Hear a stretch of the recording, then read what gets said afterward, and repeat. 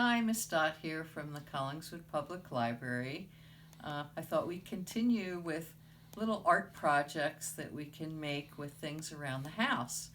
So this is stained glass paper project, and it's made with wax paper and markers.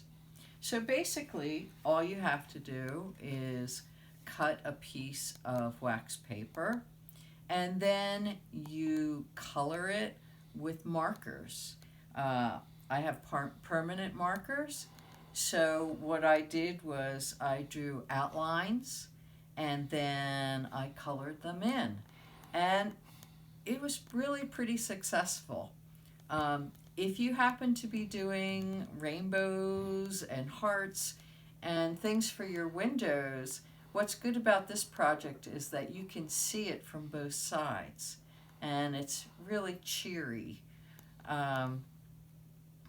If you wanted to give something like this a try, even, you just make lines with a ruler and color it in, and it's really pretty. I'll show you what some of them look like. Here they are on the window. If you see the two hearts at the bottom, one is on wax paper and the other one is on construction paper. Of course, the difference is that one you can see from both sides and the other you can't.